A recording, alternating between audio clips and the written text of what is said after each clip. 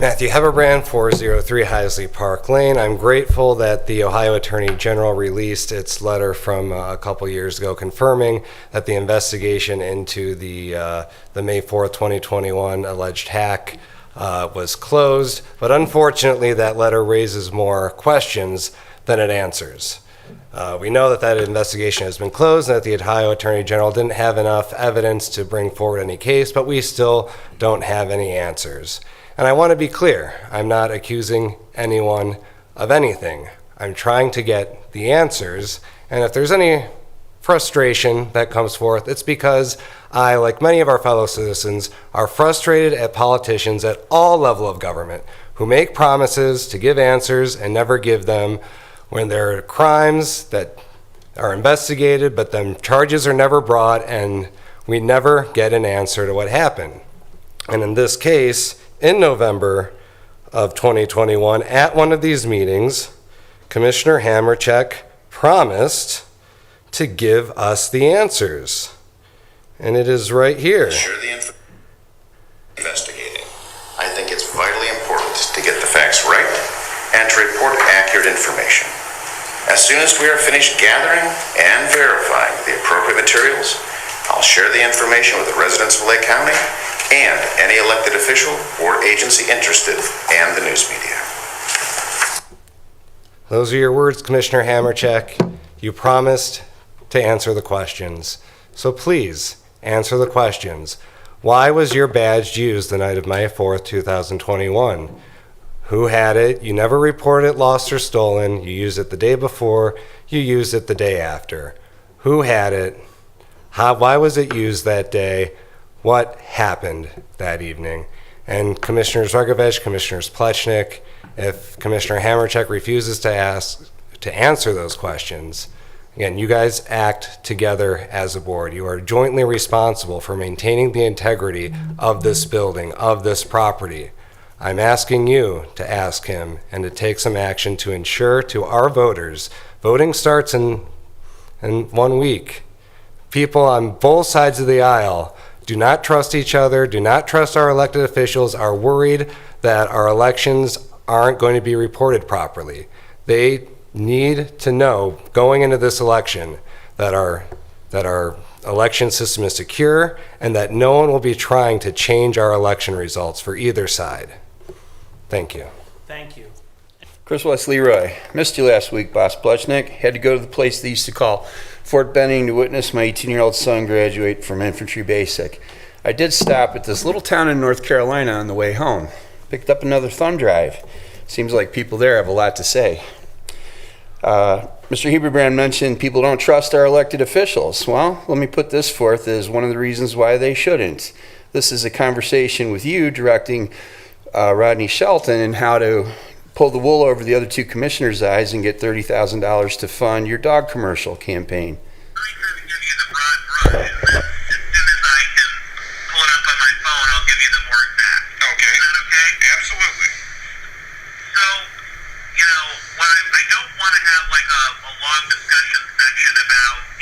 Talking about it. I just want to make it matter of fact, and I can tell you, I already know the commissioners will be supportive of it, so we don't need to have a long justification in it. Okay. But basically, you're going to say mostly what you're saying, but just matter of factly. You know, the dog warden's office believes that a stronger start to the ad this time would be beneficial because it's a new ad. Here are the numbers we propose. Done. And I think we'll be able to turn that around very quickly. Okay, very. That's what you had to say in 2022. Now let's listen to what you had to say in 2024, when it looked like it might cause problems for you.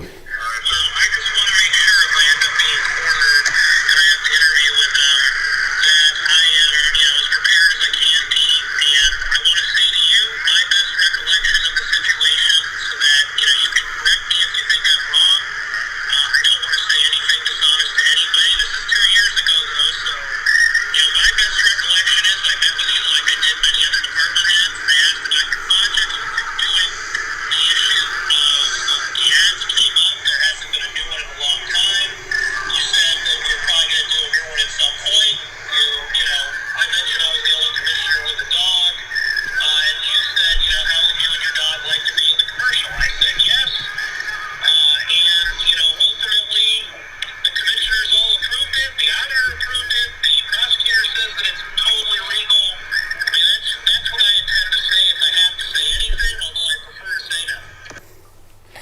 Why would you prefer to say nothing?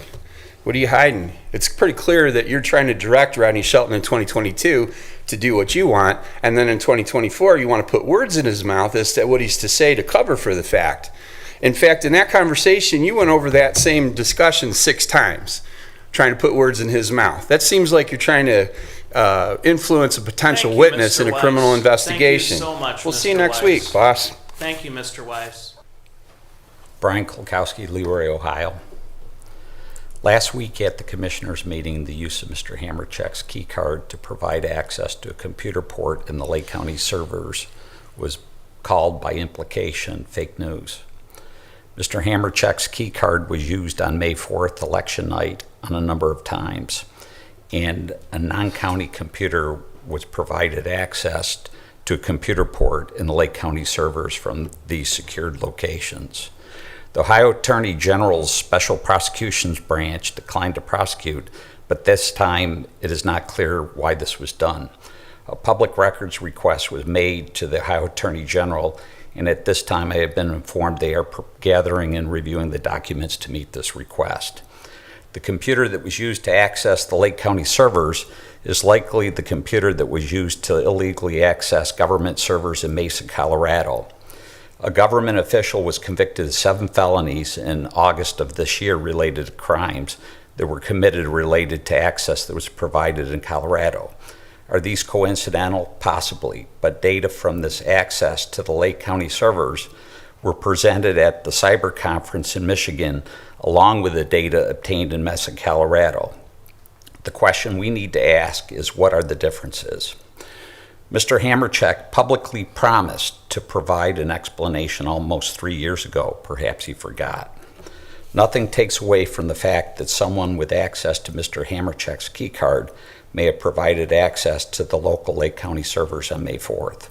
Mr. Hammercheck, as commissioner, operates on a board and has no individual powers unless that board has given him those powers. As such, any use of the Lake County servers would at a minimum raise ethics questions as to the improper use of public property. There were further questions raised as to whether other Lake County elected officials were involved. Are they willing to come forward? Again, I hope Mr. Hammercheck reconsiders his unwillingness to provide the public with a reasonable response about what he knows, as he promised almost 3 years ago.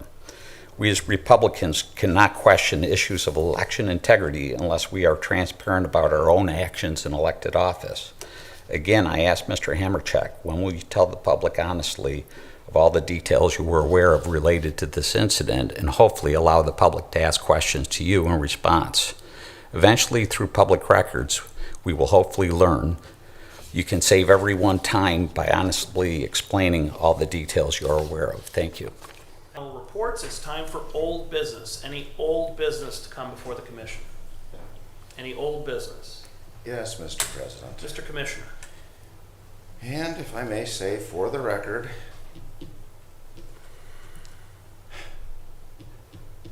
Mr. Heberbrand, you seem to have a problem with the plain meaning of words.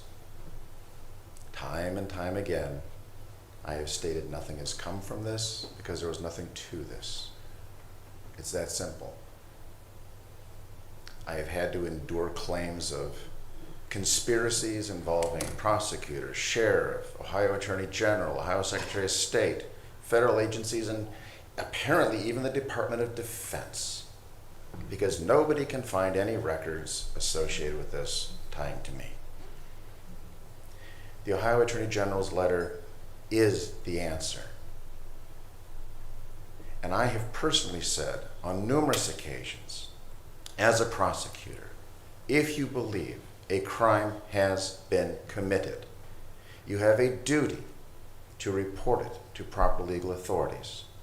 I've also reminded you, as an attorney admitted to practice law, you also understand that filing a false report with legal authorities is in and of itself a crime. Your continuous beating of the dead horse because you are unsatisfied with the reality of the situation is not going to change the facts before us.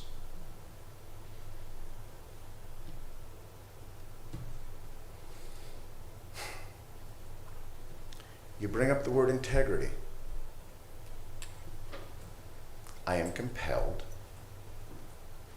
as an elected official, to accept a higher standard of these are the things I have to put up with.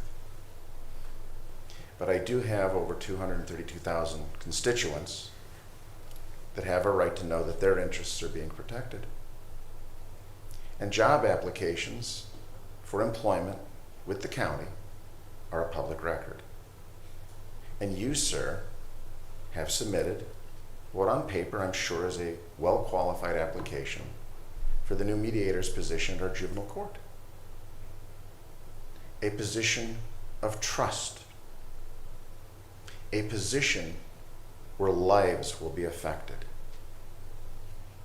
Everything from financial to having the power and authority to take someone's child or children away from them. Only the highest degree of integrity should be considered. You come to these meetings and say, you're not accusing anybody of anything. Yet again, as I will qualify this statement, your words, not mine, numerous times you have stated that I am tied to the greatest unsolved crime in the history of Lake County. Again, sir, your words, not mine. I'm sure you're familiar with the Ohio Prosecuting Attorney's fall training classes, September 19th and September 20th at the Crown Plaza, Cleveland, Playhouse Square. You have a healthy fascination with my accounting for my time. Perhaps, sir, you should account for your own. How you could be in two places at the same time, beyond me. Unless, of course, you're utilizing quantum entanglement, but let's not get into that. You've got enough entanglements. The people of Ashtabula County paid for you to be at this training class, continuing legal education.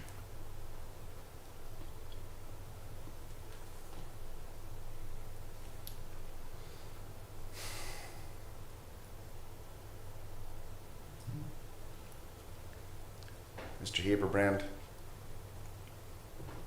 it pains me to have to even say these things.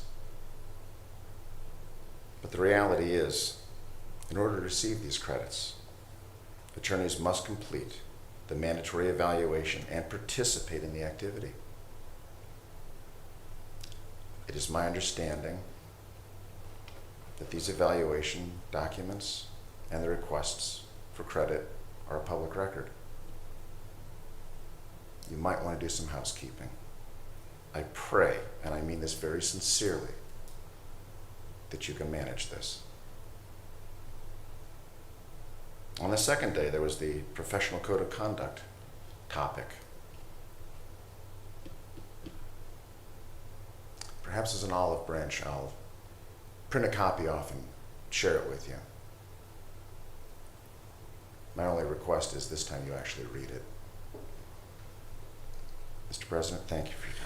Thank you, Mr. Commissioner. I would just say for my colleagues' benefit that I'm deeply concerned that threatening a job applicant could put the county at risk. So going forward, I would advise my fellow commissioners that we should consider how we treat our employees, our prospective employees, in addition to the general courtesy that we should show to all residents who come to these meetings. I understand that these can be very difficult topics, but nonetheless, we need to put the county first because, as Commissioner Hamercheck rightly says, we are elected officials, and so our personal feelings need to come second to being fiduciaries to the county. I would start by saying we are deeply grateful that Bishop Maribel is here with us today. I know it must not be easy to make any public appearances after your great loss. Even though I know your faith in God has given you great comfort, it is nonetheless the most difficult thing in life to lose someone who you care about so deeply. And I was very blessed to be able to attend the celebration of life for your beautiful wife. And I have the same faith that you do, that she is looking down on us from heaven. But that doesn't make that any easier for those who loved her here on earth, especially the one she loved the most. Yes. So we thank you for being with us today, and you remain in my thoughts and prayers. I know that, once again, these meetings are difficult, but we're called by the people to acquit ourselves well. And attacking those who attack us, repaying evil with evil, is not the way.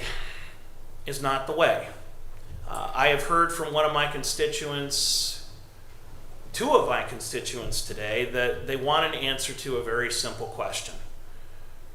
One of the commissioner's badges was used to access our offices on the night of an election. And that particular commissioner's badge was used to access that particular commissioner's office.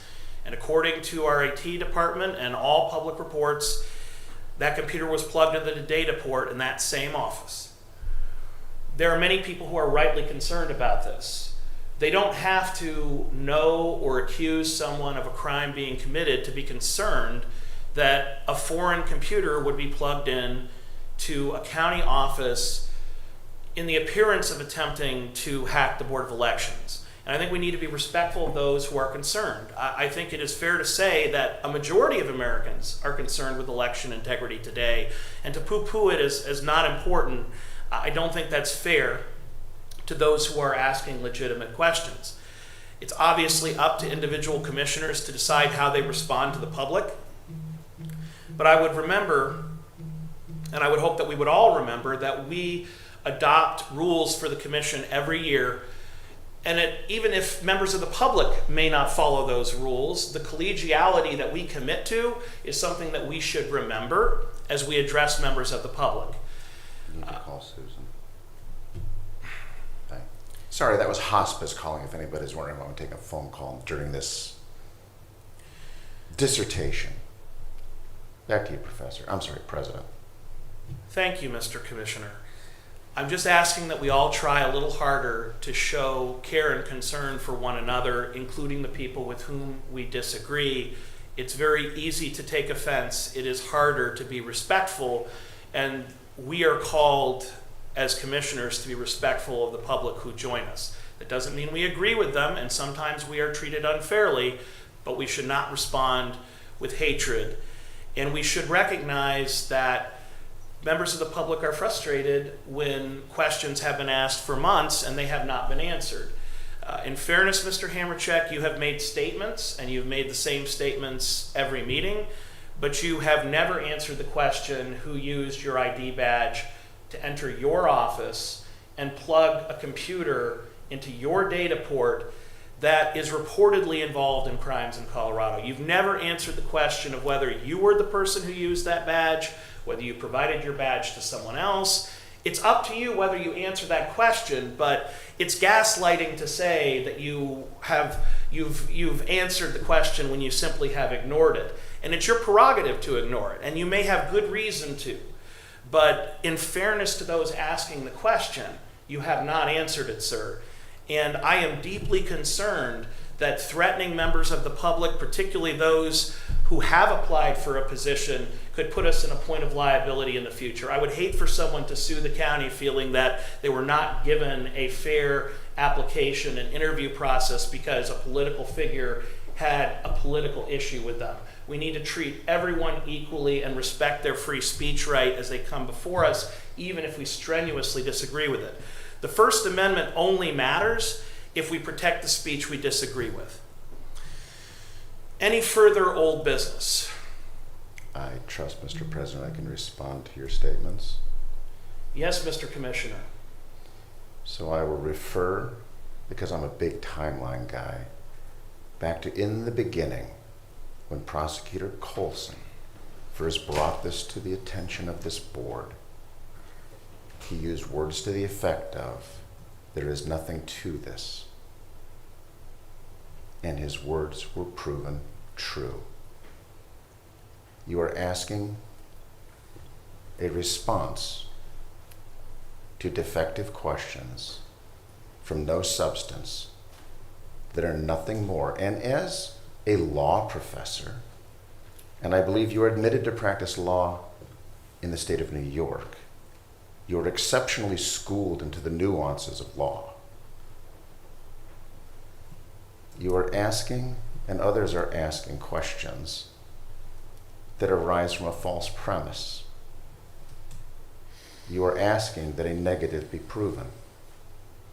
You are masterful at debate. And I Mr. will Commissioner, yield to that. I must interject. It is a factual question who used your ID badge to enter your office and plug a laptop into your office's data port.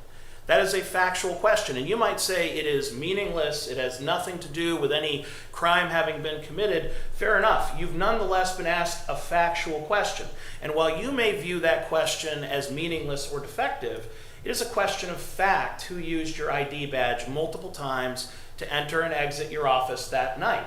And many, from the Washington Post to law enforcement, have asked many questions about this issue. So to say that it is insignificant, it strains credulity to most. But once again, it is your opinion, and you're entitled to it, sir. I would simply say, you've been asked a factual question, even if you might deem it to be meaningless, defective, unimportant, fair enough, then it should be nothing for you to answer it and satisfy the public's curiosity so this board can move past that controversy. But it's up to you whether or not to answer the question. I just think it is fundamentally unfair to personally attack members of the public who are asking you a factual question. If it's so unimportant, just answer their question and move on. And if you choose not to, fair enough, but don't pretend that you have or use faux outrage to that effect.